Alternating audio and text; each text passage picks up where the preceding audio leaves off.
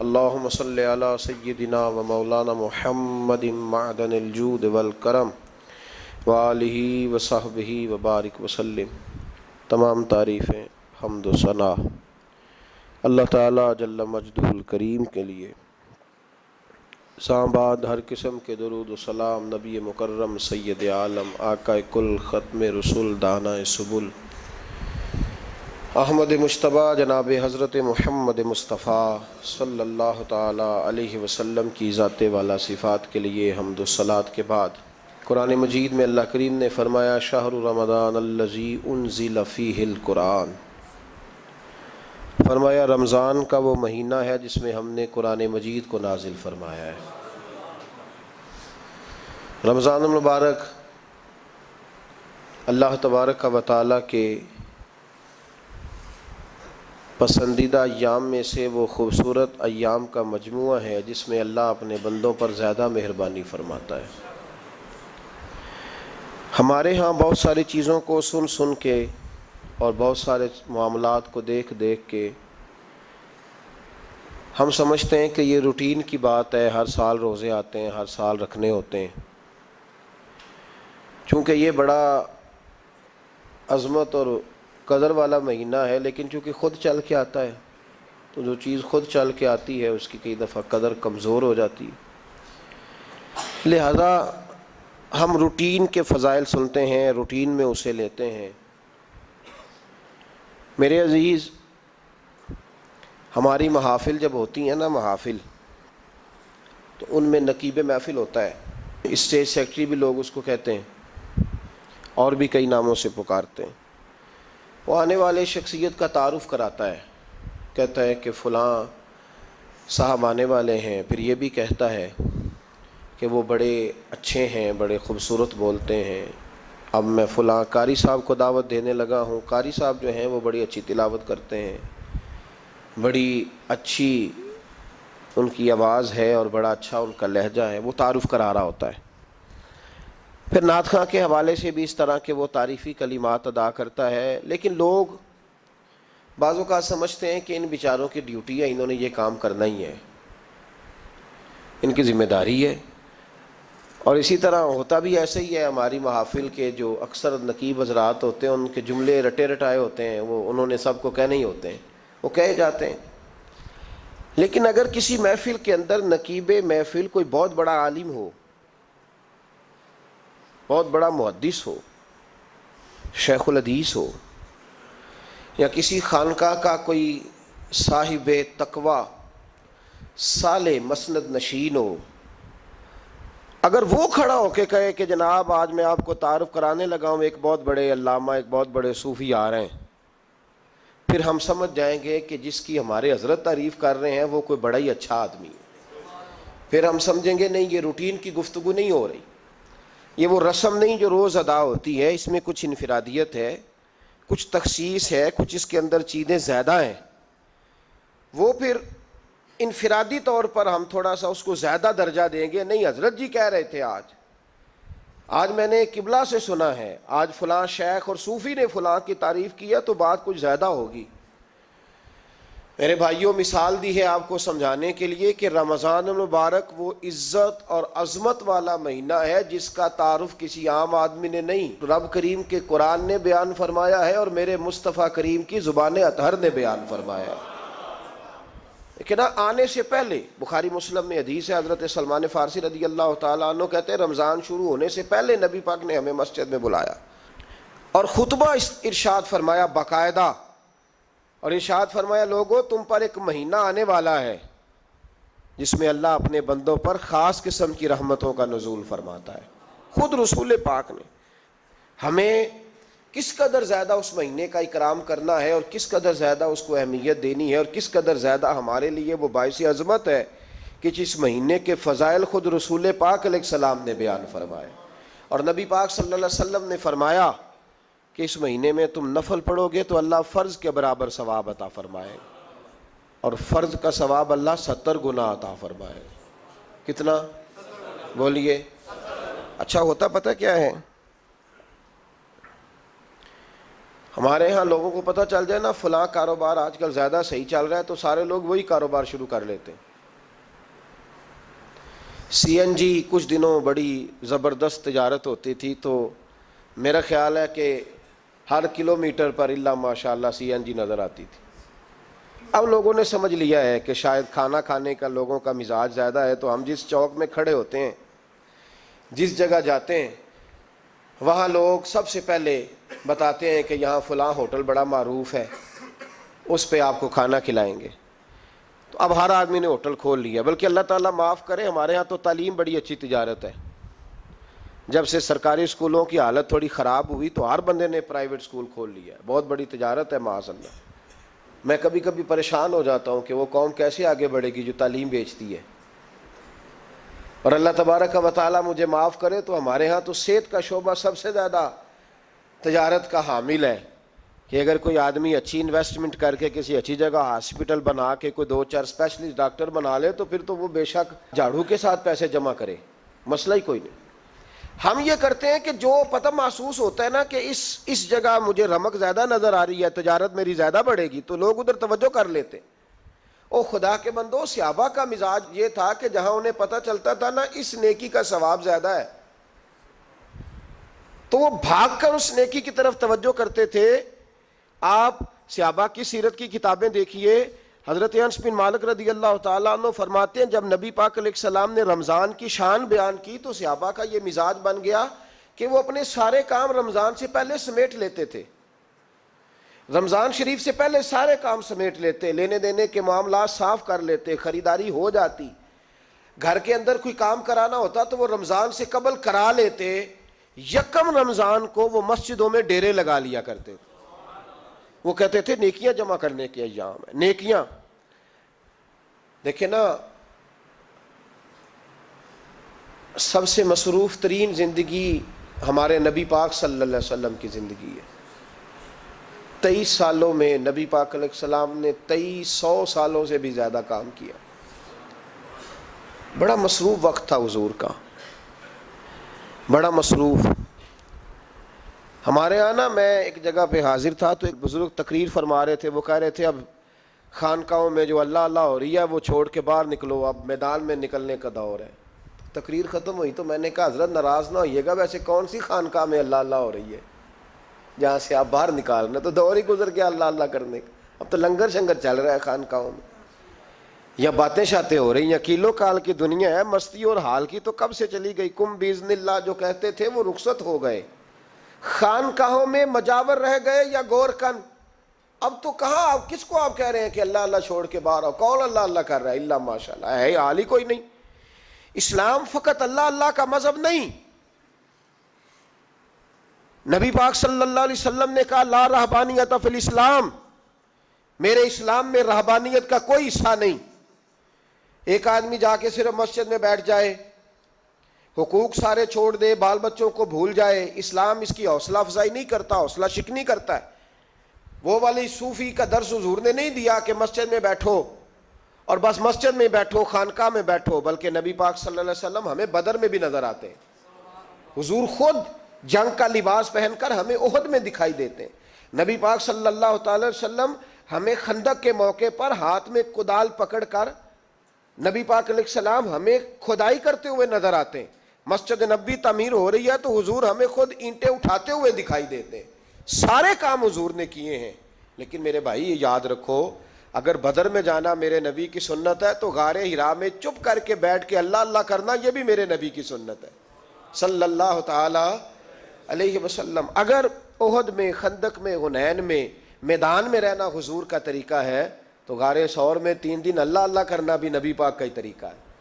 اگر سارا دن تبلیغ کرنا حضور کا طریقہ مبارکہ ہے تو ساری رات مصلی پہ کھڑے رہنا، اور صحیح مسلم میں حضرت عائشہ فرماتی ہے کہ قدموں پہ ورم آ جانا یہ بھی تو میرے نبی کا طریقہ ہے نا۔ تو میرے بھائی اس کو کون اپنائے گا؟ مصروف ترین زندگی نبی پاک کی، اس کے باوجود اللہ کے رسول ہر سال 10 دن کا اعتکاف کرتے تھے، ہر سال۔ ایک سال جہاد پہ گئے تھے، اعتکاف نہیں ہو سکا، اگلے سال میرے نبی پاک نے 20 دنوں کا اعتکاف فرمایا، پچھلے 10 دن کا۔ میں نے ایک بزرگ کی تعریف کی، ایک اپنے بڑے پیارے میرے محبت والے دوست ہیں، ان کے سامنے میں نے کہا یار یہ بندہ بڑا 4 سال اعتکاف کرتا ہے، تو انہوں نے ترجمہ کر دیا میری بات کا، تھوڑی سی تشریح کر دی، کہنے لگے ماشاءاللہ فارغ ہو گئے، اب بچوں کی شادی ہو گئی، اب فارغ ہیں۔ تو میں نے کہا کہ آپ یہ کہنا چاہتے ہیں کہ جو فارغ ہوتا ہے وہ اعتکاف کرتا ہے؟ آپ یہ کہنا چاہ رہے ہیں؟ چونکہ میرا پیار تھا تو میں نے کہا ان سے کہ جو کوہ طور پہاڑ آپ نے سر پہ رکھا ہوا ہے آپ بھی ذرا اتار کے پھینکیں، دیکھوں تو صحیح کہ آپ کون سا مار کا فتح کر رہے ہیں، کس طرح کا ہمارا رویہ ہے، کس طرح کی ہماری سوچ۔ اگر کوئی شخص خیر کا کام کر رہا ہے تو بجائے اس کی حوصلے کہتے ہیں اب فارغ ہے، بچوں کی شادی ہو گئی، بچے کام کاج کرتے ہیں اس لیے بیٹھتے ہیں۔ تو میں نے کہا آپ نے جو پہاڑ اٹھایا وہ بھی ذرا دکھائیں، روٹی آپ بچوں کو دیتے ہیں کہ اللہ دیتا ہے؟ ان کی پرورش کی ذمہ داری آپ کی ہے یا رب کریم کی ہے؟ تو 2 گھڑیاں محنت کرنے کا مطلب یہ ہے کہ تم نے پہاڑ اٹھایا ہوا ہے سر پہ؟ تو اس طرح کے فلسفہ ہم بیان کرتے ہیں۔ افسوس یہ ہوتا ہے کہ رمضان المبارک اس میں بھی وہی سیاستیں، وہی خوش گپیاں۔ میں تو دعا مانگتا رہتا ہوں کہ اللہ روزوں میں کوئی الیکشن نہ آئے، آپ بھی آمین کہہ دیں، ورنہ وہی مصیبتیں، وہی جھوٹ سچ، وہی دروازوں پہ، وہی خدا کا واسطہ بس کر دو، رمضان شریف ہے، ٹھہر جاؤ ذرا، کیا ہو گیا ہے؟ میرے نبی پاک صلی اللہ علیہ وسلم نے فرمایا 11 مہینے جنت سجائی جاتی ہے اور پھر رمضان میں اللہ اپنے بندوں کے لیے جنت کے دروازے کھول دیتا ہے۔ 1 گھنٹہ پہلے صفائی کرتے ہیں مہمان نے آنا ہو تو، 1 گھنٹہ، ورنہ بچے دوبارہ سے پھر چیزیں بکھیر دیں گے۔ 1 گھنٹہ پہلے صفائی ہوتی ہے، لمبی نہیں، لیکن میرے نبی پاک نے فرمایا رمضان کے لیے رب کریم 11 مہینے جنت کو سجاتا ہے۔ چھوٹی بات ہے، روزے آ گئے، معمولی حیثیت ہے۔ ہم لوگ انہی معاملات میں، میں منع کرتا ہوں، ہمیشہ منع کرتا ہوں، آپ کو ہر سال منع کرتا ہوں، میں پابندی سے 1-2 اخبار ڈیلی دیکھتا ہوں، میرا ناشتہ نہیں ہوتا جب تک اخبار نہ ہو، چونکہ بزرگوں کا فتویٰ ہے جمعے کا خطبہ وہ دے جو عالمی حالات سے باخبر ہو۔ ہم کوئی رسمی تقریر نہیں کرتے کہ لوگوں کو کہیں کہ روزے آ گئے تو کون سا مہینہ چل رہا ہے تو مہینے کے حساب سے خطاب ہو۔ رسول اللہ صلی اللہ تعالیٰ علیہ وسلم کی امت کے جو ذمہ دار اور پہرے دار ہوتے ہیں انہیں امت کی پہرے داری کرنی ہوتی ہے، اس لیے وہ یہ نہیں دیکھیں گے کہ کون سا موضوع چل رہا ہے اس پر میں نے 1 گھنٹہ گزارنا ہے، ترجیحات پر بات ہوگی۔ بات یہ عرض کر رہا تھا کہ میں رمضان شریف میں اخبار نہیں دیکھتا۔ میری اپیل ہے آپ سے کہ آپ رمضان شریف میں نہ رمضان ٹرانسمیشن بھی نہ دیکھیں، ٹی وی پہ خبریں بھی نہ سنیں، سارا سال سنیے خبریں۔ ہماری خبریں سننے سے ملک میں کیا انقلاب آ گیا ہے، یا وہ جو ہم نے چوک میں کھڑے ہو کے تجزیہ کیا تھا اس سے کتنے لوگ سنور گئے۔ چھوڑیں، جتنا وقت ملے وہ آ کے مسجد میں بیٹھیں، اللہ کے گھر میں وقت گزاریں، ٹائم دیں۔ عبادت آپ کو زندہ کرے گی، روحانیت پیدا کرے گی، توانائی آئے گی، خوبصورتی آئے گی آپ کے اندر، آپ زندہ رہیں گے۔ دنیا داری دلوں کو مردہ کرتی ہے، قرآن کی تلاوت، اللہ کا ذکر، مسجد کی حاضری روح اور دل کو زندہ کر دیا کرتا ہے۔ مسجد میں بیٹھیں، وقت دیں، مہربانی کریں۔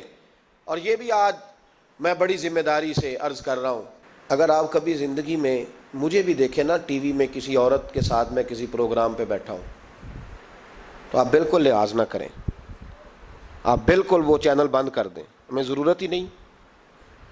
میرے لیے کوئی مفتی دلیل نہیں ہے کہ عورت کے ساتھ بیٹھا ہے پروگرام میں۔ میں نے تو وہ والا قرآن پڑھا جس میں اللہ کریم نے کہا عورتیں آ جائیں تو مرد نظریں نیچی کر لیں۔ ہم نے تو وہ والا قرآن پڑھا جس میں حکم ہے کہ مرد آئے تو عورت اپنی نظر نیچی کر لے۔ تو جہاں علامہ صاحب کے سامنے لڑکی بیٹھی ہے ٹی وی میں انٹرویو لے رہی ہے وہاں نظریں نیچی ہوتی ہیں؟ کہاں سے فتویٰ آیا؟ حضرت جنید بغدادی تو فرمایا کرتے تھے کہ حسن بصری پڑھانے والا ہو، رابعہ بصری پڑھنے والی ہو، تو پھر بھی ان کو بغیر پردے کے پڑھنے پڑھانے کی اجازت نہیں ہے۔ بات ختم ہو گئی۔ میں کل، مجھے سرکاری یونیورسٹی ہے جامعہ کوٹلی کشمیر کی، انہوں نے مجھے دعوت دی کہ آپ کو لیکچر دینا ہے سائنس، تقوی اور رمضان۔ تو اسٹوڈنٹس ہوں گے، کچھ پروفیسر ہوں گے، تو میں نے کہا کہ اتنے بڑی جگہ آپ نے مجھے بلا لیا، یونیورسٹی لیول کے طلباء تو بڑے آگے جا چکے ہوتے ہیں، چلیں خیر۔ میں وہاں حاضر ہوا، جب میں پہنچا تو ایک پروفیسر صاحب مجھ سے کہنے لگے کہ لڑکیاں بھی ہیں۔ تو میں نے کہا کہ ٹائم دیتے وقت آپ سے گزارش کی گئی تھی کہ لڑکیاں نہیں ہونی چاہیے۔ تو وہ ایک جملہ بولنے ہی لگے تھے، تو میں نے ان سے کہا کہ آپ مجھے دکھیاں نوس مولوی سمجھ لیں، میں پرانے خیالات کا ہوں، آپ مجھے پرانا سمجھ لیں۔ اس لیے کہ میرے حضرت صاحب فرمایا کرتے تھے ہر چیز نہیں لے لینا، دین نہ نیا لینا، وہ 1400 سال پرانا ہی ہمیں ٹھیک ہے، ہمیں نیا دین نہیں چاہیے۔ کہنے لگے جی وہ بچیاں تھوڑی پیچھے بیٹھ جائیں گی، میں نے کہا آپ درمیان میں پردہ لگا لیں، میں انہیں نہ دیکھوں وہ مجھے نہ دیکھیں، ٹھیک ہے بات سنیں، ختم ہو گئی۔ لیکن اگر وہ سامنے بیٹھیں گی تو ہم نہیں بات کریں گے۔ تو وہ چونکہ پی ایچ ڈی لیول کے لوگ ہوتے ہیں، زیادہ پڑھے ہوتے ہیں، دلائل دینے کی کوشش کی تو میں نے کہا میں دلیل نہیں سنتا، میں سنتا ہوں یا اللہ کا قرآن یا مصطفیٰ کا فرمان۔ تو آپ مہربان، لیکن انہوں نے ضد نہیں کی، بڑے اچھے لوگ تھے، انہوں نے کہا جی ٹھیک ہے لڑکیاں نہیں بیٹھیں گی۔ میرا عرض کرنے کا مقصد یہ ہے کہ کیا فرق پڑتا ہے ہمیں، بہت سارے ذرائع ہیں عورتوں تک پیغام پہنچانے کے، پیغام پہنچ جاتا ہے، کوئی حرج نہیں، آپ باپ پردہ بندوبست کریں۔ ہمارے رمضان کے فجروں کے درس میں ہزاروں کی تعداد میں عورتیں آتی ہیں، ان کے لیے باپردہ بیٹھنے کا بندوبست ہے، لیکن کوئی ضروری ہے کہ ٹی وی پہ ایک عورت بن سور کے سامنے بیٹھے اور آپ اس کے سوالوں کے جواب دیں؟ ہمارے لیے نہ کوئی مفتی دلیل ہے، نہ کوئی شیخ الحدیث دلیل ہے، اس طرح کا کوئی مفکر محقق ہمارے لیے دلیل نہیں، ہمارے لیے دلیل رسول اللہ کی ذات ہے صلی اللہ تعالی علیہ۔ ختم ہو گئی بات۔ اس لیے کوئی ایسی ٹرانسمیشن نہ دیکھو، کسی طرف توجہ نہ کرو، یار 30 تو روزے ہیں، وہ بھی کئی دفعہ 29 ہو جاتے ہیں، اللہ کہہ رہا ہے ایام معدودات، ایک گنتی کے دن ہے۔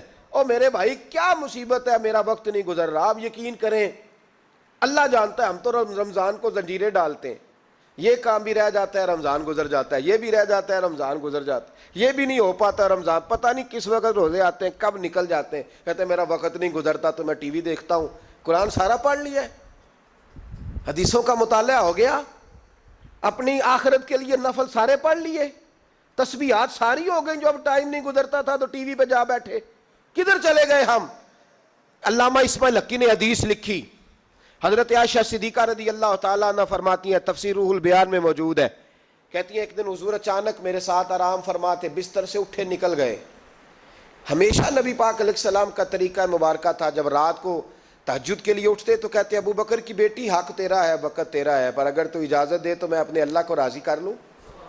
آج حضور نے پوچھا ہی نہیں، بستر سے اٹھے چلے گئے، کہتے میں اٹھی، میں نے دائیں بائیں دیکھا، محبوب نظر نہ آئے، حضور کی تامد استعمال شدہ پڑی تھی، وہ تامد میں نے اٹھا کے اوڑھ لی اور میں نکل گئی حضور کو تلاش کرنے۔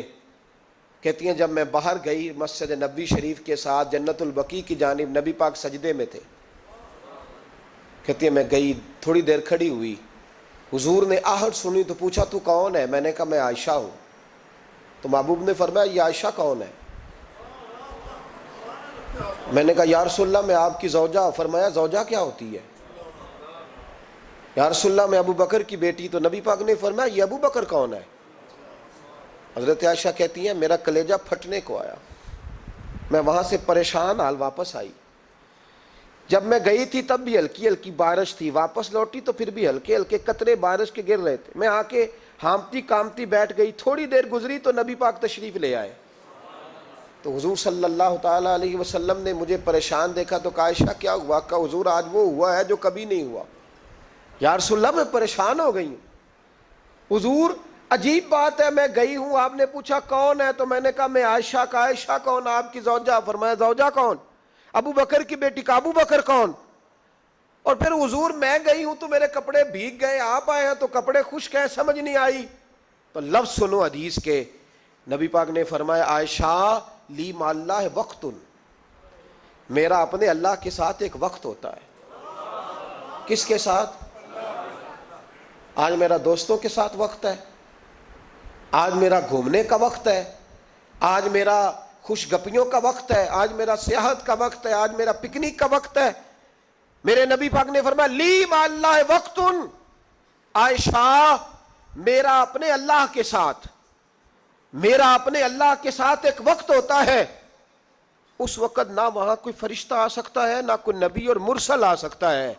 جب فرشتہ اور نبی نہیں آ سکتے تو عائشہ اور ابو بکر کیسے آ سکتے ہیں؟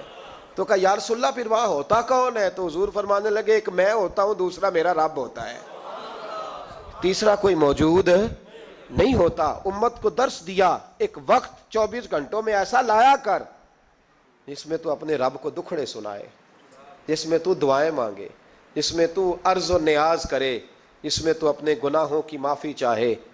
اعلیٰ حضرت کے والد گرامی سے کسی نے پوچھا، مولانا نقی علی خان صاحب سے، کہ حضرت جی فرعون 500 سال ہی حکومت کر گیا، 500 سال ہی حکومت کر گیا، اللہ کا مقابلہ کرنے والا پکا کافر بے ایمان۔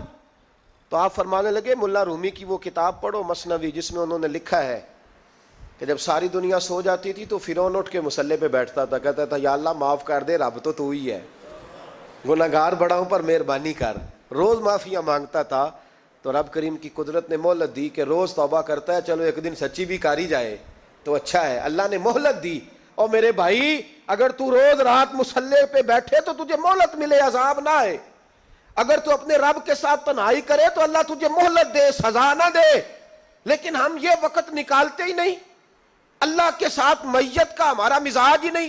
ترمذی شریف میں نبی پاک علیہ السلام نے فرمایا ہے دنیا داروں کو دکھڑے نہ سنایا کر، مالداروں کے سامنے رونے نہ رویا کر، یہ تجھے کیا دے سکتے ہیں؟ تو اٹھ کے جائے گا تو کہیں گے محنت کرتا نہیں، روز مانگنے آ جاتا ہے۔ دنیا داروں کو دکھڑے نہ سنا، فرمایا دکھ سنا تو اپنے رب کو سنا، اللہ والوں کو سنا، اللہ کے نبی کو سنا۔ اس سے مراد یہ سارے کہا دکھڑے اپنے رب کو سنا۔ اگر تو اپنے رب کو دکھڑے سنائے گا تو تھوڑی دیر ضرور ہوگی، لیکن ایک دن ایسا ضرور آئے گا، میرے مصطفیٰ کریم فرماتے ہیں رب تجھے دنیا سے بے نیاز کر کے مالا مال فرما دے گا۔ دھوکے کا مزاج نہ بنا، کینچی لے کے نہ گھوم کے کیسے جیب کاٹ سکتی، اللہ کو دکھڑے سنا۔ حضرت عائشہ عرض کرنے لگی حضور چلیں یہ تو سمجھ آ گئی، لیکن بارش مجھ پہ پڑی آپ پہ پڑی نہیں، تو کہا عائشہ تم نے اوڑا کیا تھا؟ کہا حضور آپ کی تامت، فرمایا بارش کوئی نہیں تھی، جب تو نے میری تامت لی تو خدا کی رحمتیں تم پر برسنے لگ گئی۔ تو حضور کے وجود سے لگی ہوئی چیز کوئی اوڑھ لے تو رحمت برستی ہے، تو میرے نبی کی مسجد چومنے سے کیوں رحمت نہیں برستی؟ جالی چومنے سے کیوں نہیں برستی؟ جہاں جہاں حضور رکے، جہاں جہاں نبی پاک ٹھہرے، وہاں جانے سے کرم کیوں نہیں ہوتا؟ تو عزیزو یاد رکھو رمضان میں ایک ڈیوٹی آپ نے یہ کرنی ہے کہ عبادت کو وقت دیں، ٹائم نکالیں۔ جو اتنے سے بھی فارغ ہے نا وہ 19ویں روزے تک کل فارغ ہو کے 20 کو اعتکاف بیٹھے۔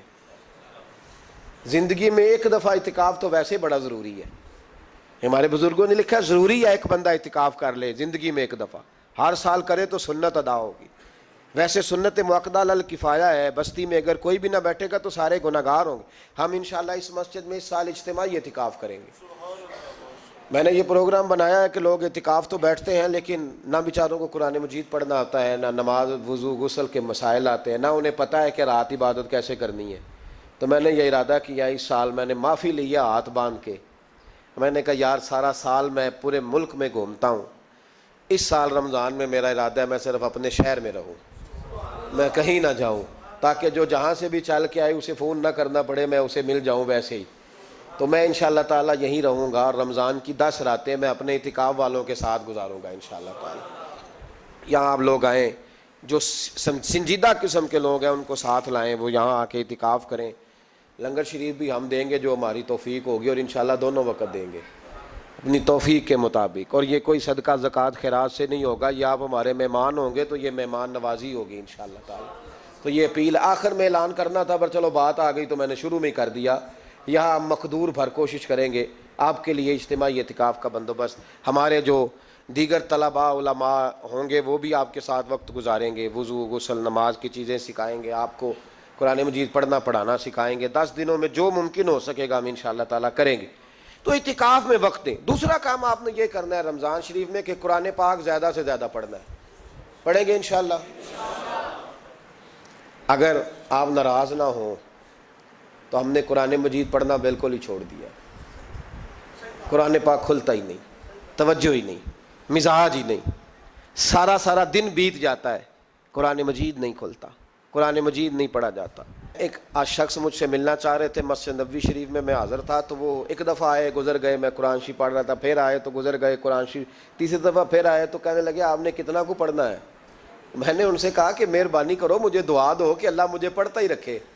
آپ نے یہ کیا لفظ ادا کر لیے کہ کتنا کو پڑھنا ہے؟ وہ خدا کے بندو یہاں کام کیا ہے؟ اگر تلاوت بھی نہیں کرنی تو کرنا کیا ہے وہاں؟ میں اکثر کہتا ہوں کہ چونکہ ہم تو مسیتڑ ہیں، ہمارا تو مزاج ہے مسجدوں میں رہنے کا، چونکہ عام لوگوں کا مزاج نہیں ہوتا تو وہاں بھی بازاروں کو ٹائم زیادہ دیتے ہیں، خریداری میں وقت زیادہ لگاتے ہیں۔ اگر ہماری طبیعت مسجد میں بیٹھنے کی ہو، قرآن پاک پڑھنے کی ہو تو بڑا ذوق بن جائے۔ قرآن مجید امام اعظم ابو حنیفہ امام اعظم رمضان شریف کے اندر 61 قرآن مجید پڑھا کرتے تھے. کتنے؟ 60 اور ایک 61. ایک قرآن شریف دن میں پڑھتے, ایک رات کو پڑھتے, پورے دن میں قرآن مجید ختم کرتے, ایک رات کو. اور آپ فرماتے ہیں 61واں قرآن مجید وہ تھا جو میں تراویحوں میں سنا کرتا تھا. 61 قرآن پاک آپ ہر رمضان میں پڑھا کرتے تھے. میری آپ سے گزارش ہے, ایک سپارہ مسجد میں پڑھے رمضان میں, ایک سپارہ گھر میں پڑھیں. مسجد میں پڑھیں گے تو مسجد کا حق ادا ہوگا, اور گھر میں قرآن پاک کھول کے بیٹھیں گے تو بچے بھی آ کے پاس بیٹھ جائیں گے, چھوٹے چھوٹے بچے. یہ کبھی تجربہ کرنا, یہ بخشش کا ذریعہ ہے.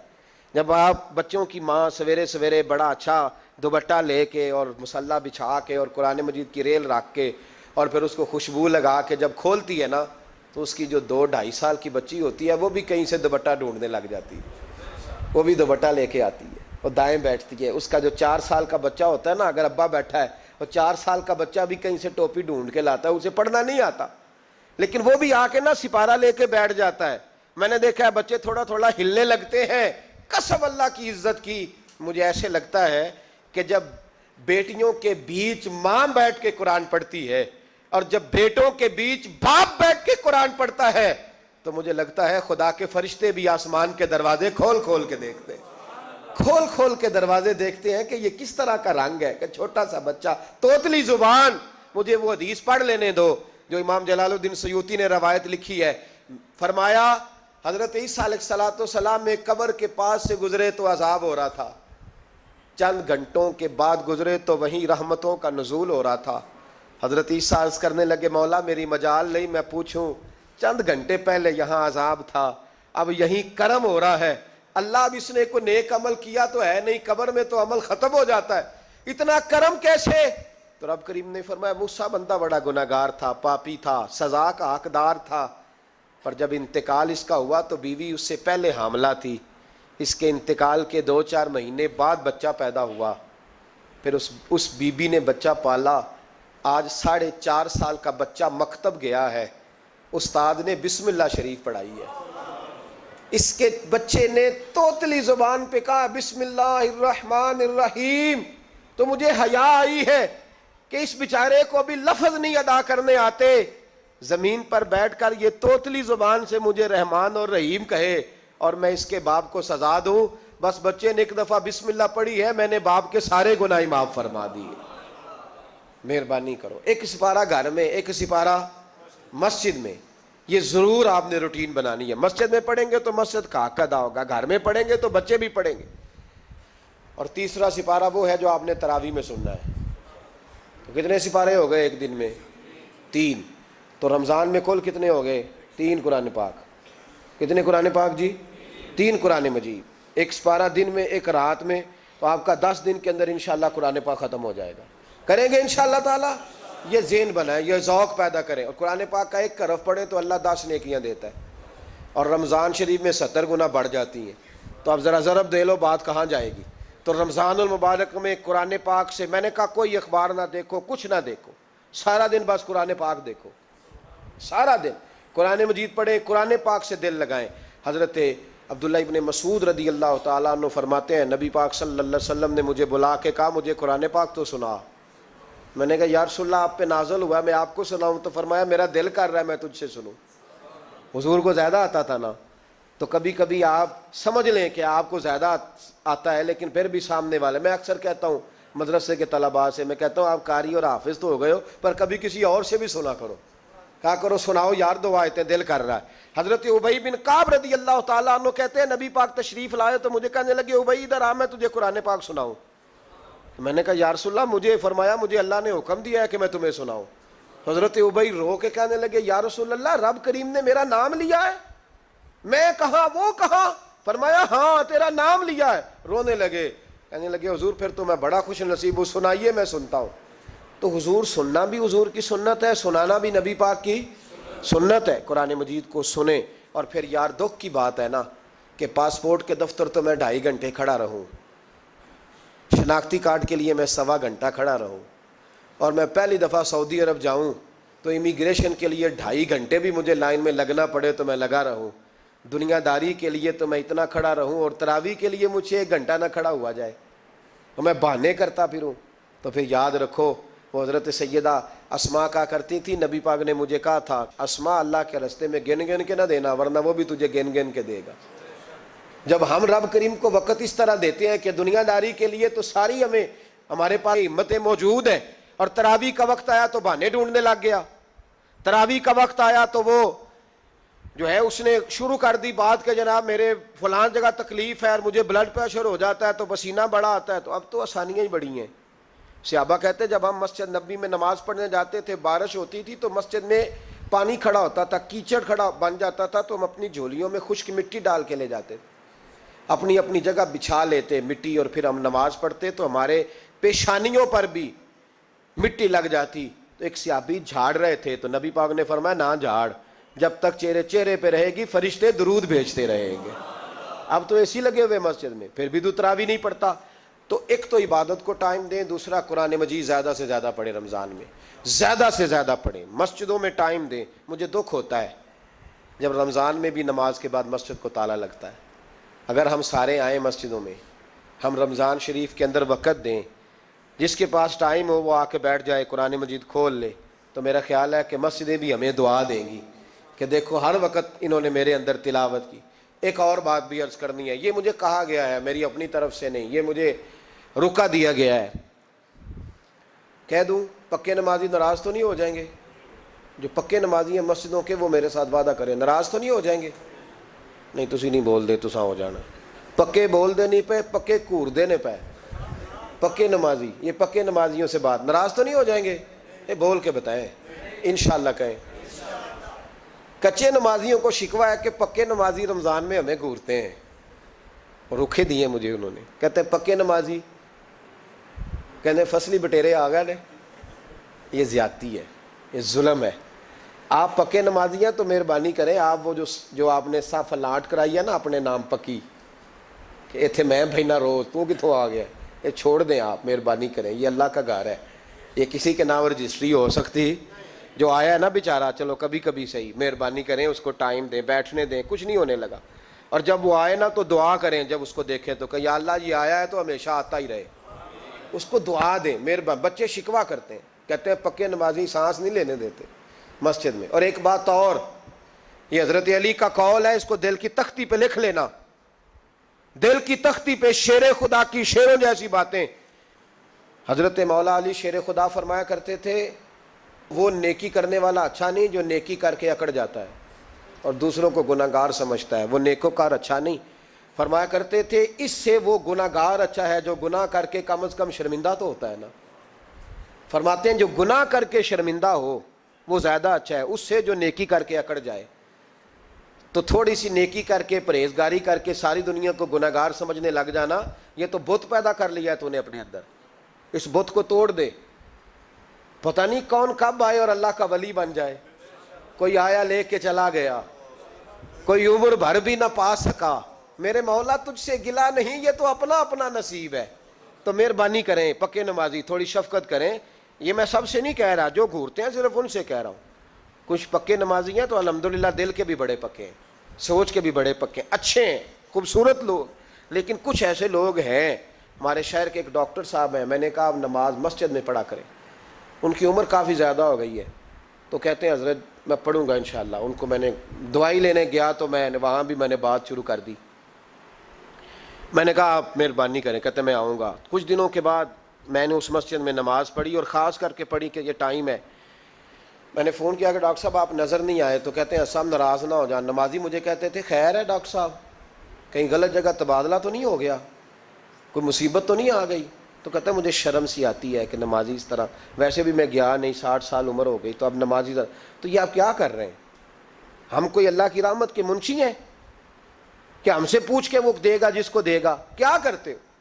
او بھائی حضرت باجدید بستامی رحمت اللہ تعالی علیہ جیسے لوگ کہا کرتے تھے جنہوں نے ساری زندگی جھوٹ نہیں بولا، حرام نہیں کھایا، فرماتے تھے الفن کہتا ہوں، بالغ ہونے کے بعد نماز قضا نہیں کی، لیکن پھر بھی کہا کرتے تھے دعا مانگو میرا رب مجھ سے حساب نہ پوچھ لے، حساب والا نہیں ہوں میں، درگزر والا ہوں۔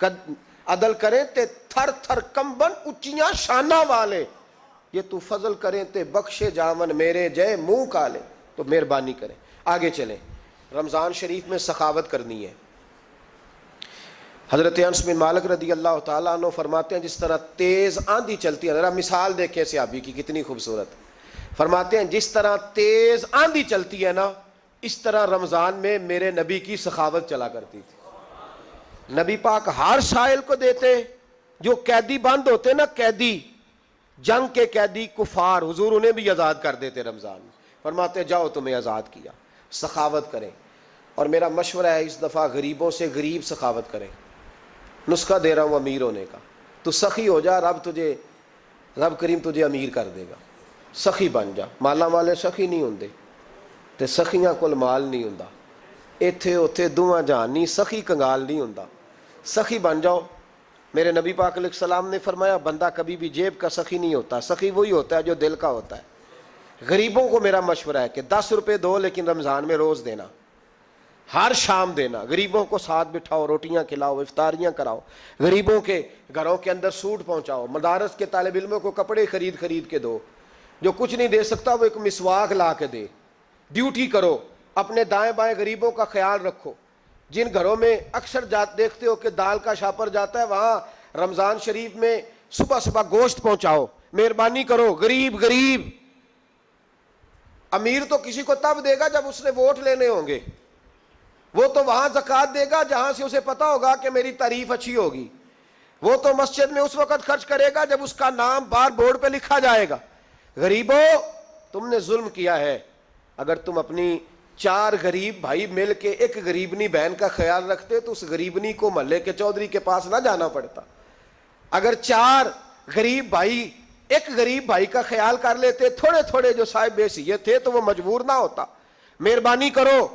حضرت عبداللہ ابن عمر رضی اللہ تعالیٰ عنہ ہر روز مدینے کے مسکینوں کو ڈھونڈ کے لاتے تھے، فرماتے تھے کہ ان کو ایک تھیلا دینا میں عزت نہیں سمجھتا، ڈھونڈ کے لاتے غریبوں کو اور اپنے سامنے دسترخوان بچھاتے رمضان میں، اور پھر ان پہ کھانے چنتے اور فرماتے غریب کھائیں گے تو میرا اللہ راضی ہوگا، ساتھ بٹھا کے کھلاتے۔ ایک بڑی عجیب بات ہو گئی، گھروں میں ہو جاتی ہے، جن گھروں میں زیادہ مہمان آتے ہیں وہاں یہ مسئلے بن جاتے ہیں۔ ایک دن زوجہ کہنے لگی کھانا آپ کا یہ آج مہمان کو نہ لائیے گا، کہہ دیتی ہیں نا بیویاں کبھی کبھی، یہ نافرمانی نہیں۔ اگر آپ کو کھڑا کیا جائے نا رمضان میں روزہ رکھ کے باورچی خانے تو لگ پتا جائے، اس کو نافرمانی نہ سمجھے، بیوی نے پکا کے نہیں دیا جی۔ تو حضرت عبداللہ ابن عمر کی زوجہ کہنے لگی آپ کا کھانا ہے، مہمانوں کا کوئی نہیں۔ تو حضرت عبداللہ ابن عمر کہنے لگی اللہ تجھے جزا دے، تو روز پکا کے دیتی ہے، چل اس طرح کر، مجھے سرکہ اور کھجور دے دے، روٹی میرے مہمان کو دے دے۔ تو آپ کی زوجہ رو پڑی، کہنے لگی اگر آپ افطاری والوں کا اتنا خیال کرتے ہیں تو میں نہ کروں، مجھے 10-20 منٹ کا ٹائم دے، میں اپنے اوپر وزن بوجھ ڈالوں گی، میں تھوڑی مشقت میں پڑوں گی، لیکن مہمانوں کے لیے افطاری کا ضرور بندوبست کروں گی۔ ہمارے ہاں تو افطاریاں بھی سیاسی ہیں، ووٹ اکٹھے کرنے کے لیے افطاریاں، اور ڈرو اللہ سے۔ کس کس نام پہ لوگ دنیا داری کریں گے، کس کس نام؟ غریبوں کو کھلاؤ کھانا جن کو سارا سال گوشت ملتا ہے ان کی۔ میں کل یونیورسٹی میں کہہ رہا تھا کہ بڑا ہاتھی ہوتا ہے پر بادشاہ شیر ہوتا ہے، اس لیے کہ شیر ہفتے میں 1 دن گوشت کھاتا ہے، اگر روز کھائے نا تو اس سے بھی نہ اٹھا جائے، جس طرح ہم سے نہیں اٹھا جاتا، اس سے اٹھا کوئی نہ جائے، وہ ہفتے میں 1 دن کھاتا۔ مگرمچھ سب سے دلیر جانور ہے دریائی جانوروں میں سے، لیکن 24 گھنٹے میں 700 گرام کھانا کھاتی ہے، اور شیر کا بھی پنجہ پکڑ لے تو شیر چھڑا نہیں سکتا، روٹی کھا کے تو حال ہی کوئی نہیں قوم کا۔ تو مہربانی فرمائے، فاقہ آپ کو طاقتور کرے گا، اور جتنا زیادہ انسان کھاتا ہے شہوانی قوتیں زیادہ ہوتی ہیں، اس لیے نبی پاک نے کہا تھا نوجوانوں کو یا شادی کر لو یا روزے رکھا کرو۔ اگر زیادہ روٹیاں کھاؤ گے تو تمہارے اندر نفسانی اور شہوانی قوتیں زیادہ پروان چڑھیں۔ تو مہربانی فرمائے رمضان میں غریبوں کے فاقوں کا خیال کریں، انہیں پہنچا کے آئیں، گھر جا کے دے کے آئیں۔ میں اکثر یہ روتا ہوں کہ ہماری مسجدوں میں نا 27ویں کو قاری صاحب کو سوٹ ملتا ہے، اس کے پیچھے سازش یہ ہوتی ہے کہ 27ویں روزے نہ تو درزی پکڑے گا نہ سی کے دے گا، تو ہم یہ سازش کرتے ہیں کہ دین جنا نہ ہوئے مولوی بھی ساڑھے ورگا سوٹ پا لے عید تے پھر ساڑھے جی چودھری جی تے مولوی جی فرق ہی رہ گیا۔ تو 27ویں کو اس لیے دیتے ہو کہ درزی نہ پکڑے، اس بیچارے کو دینا ہے تو 1 رمضان کو دو، اس کو حضرت جی میرے والا جوڑا پہن کے آپ نے تراویاں پڑھانی ہے، یہ جمعہ آپ نے میرے سوٹ سے۔ مہربانی کریں آپ جو آپ کے اپنے علاقے کے مسجد کے قراء ہیں، حفاظ ہیں، طالب علم ہیں، ان کو رمضان شریف سے شروع ہونے سے پہلے اور کسی گھر میں آپ لنگر پہنچاتے ہیں 20ویں روزے تو 20 روزے تو فاقے سے انہوں نے رکھ لیے، اب آپ گھی لے کے پہنچ گئے۔ اگر رمضان کی نیت کر کے رمضان سے پہلے بھی دو گے تو اللہ رمضان جتنا ہی اجر عطا فرمائے گا۔ فطرانہ یکم رمضان کو دے دو، مہربانی کرو، تاکہ غریب کے گھر کے اندر چولہا صحیح جلے، اس کے بچے بھی کھانا صحیح کھائیں۔ میری یہ گزارش ہے کہ اگر آپ نے کسی غریب کی بچی کو کپڑا، لباس اور غریبوں کو کچھ لے کے دینا ہے تو رمضان سے پہلے لے کے دیں، تاکہ درزیوں کا ریٹ کم ہو، وہ کام جو ہے وہ جلدی ہو جائے۔ اور میری گزارش ہے مسلمانوں سے کہ اپنے سارے کام رمضان سے پہلے سمیٹ لو، اتنے قیمتی دن دوبارہ نہیں ملیں گے جو زندگی میں رمضان دوبارہ سے آ رہا ہے، سارے کام پہلے کر لو۔ ہمارے ہاں تو آپ یقین کر لیں، نہ درزی تراویاں پڑھتا ہے، نہ کپڑوں والا پڑھتا ہے، نہ کاج بٹن والا پڑھتا ہے، نہ نلکی والا پڑھتا ہے۔ وہ کہتے ہیں جی راشی سارا ان دنوں میں، وہ جو آخری 10 راتیں ہوتی ہیں نا رمضان کی، حضرت عائشہ صدیقہ رضی اللہ تعالیٰ عنہ فرماتی ہیں حضور ہمیں نفل کے لیے نہیں جگاتے تھے، پر رمضان کے آخری 10 دن فرماتے اٹھو، یہ سونے کا ٹائم نہیں۔ اور ہمارا وہی ٹائم سارا بازاروں میں گزر جاتا ہے، وہ جو کچھ لینے کا وقت ہے، شب قدر تلاش کرنے کا وقت ہے، وہ سارا ہم بازاروں میں گزارتے ہیں۔ ہم انشاءاللہ تعالی رمضان کی آخری 10 راتوں میں شب بیداری کریں گے، محفل کریں گے، تلاوت کریں گے، تسبیح پڑھیں گے، جو ہم سے ہو سکے گا۔ مسجدوں کا رخ کریں، یہاں پہنچ سکتے ہیں تو یہاں پہنچ جائیں، لیکن اپنا وقت ضائع نہ کریں۔ کوئی ایسا کام نہ کرے کہ جس میں ایک لمحہ بھی رمضان المبارک کا ضائع ہو۔ آخری بات سنیں، رمضان میں ہم نے کیا کرنا ہے؟ سارا سال دین کے لیے کوشش کی ضرورت ہے، سارا سال۔ ہم جب کہیں جا کے دین کی بات کرتے ہیں تو ہمیں ایسا لگتا ہے کہ یہ لوگ بیچارے ترس رہے تھے کہ کاش کبھی پہلے ہمیں بات سننے کو ملتی۔ دین کی بات کی ہر وقت ضرورت ہے۔ رمضان کے اندر لوہا گرم ہوتا ہے، کیوں بھلا؟ شیطان قید ہو جاتا ہے۔ پہلے جب دین کا کام ہوتا ہے تو دو قوتیں آپس میں لڑتی ہیں، ہم تبلیغ کرتے ہیں، ایک دوسرے کو پیغام دیتے ہیں، شیطان جواب کے اندر کیا کرتا ہے کہ جب ہم یہاں کسی آدمی نے بات کی یا سنی تو بڑا دل نرم ہو گیا، لیکن جب گھر گئے تو شیطان نے پھر وسوسہ ڈال دی۔ رمضان میں ایسے نہیں ہوتا، صرف تبلیغ ہوتی ہے، شیطان قید ہوتا ہے، وہ کوئی غلط مشورہ دینے کی پوزیشن میں نہیں ہوتا۔ اب ہمیں کیا کرنا چاہیے کہ تبلیغ زیادہ کرنی چاہیے، جد و جہد کریں، اتنی جد و جہد کریں کہ یہ رمضان جو آنے والا ہے اللہ تعالیٰ اسے امت مسلمہ کی عزت کا مہینہ بنا دے، اور رمضان جیسے ہی جائے امت کو اللہ پھر سے وقار عطا فرمائے، ہمیشہ مدحت خیر الانام میں گزرے۔ دعا ہے یہ عمر درود و سلام میں گزرے۔ آخر دعوانا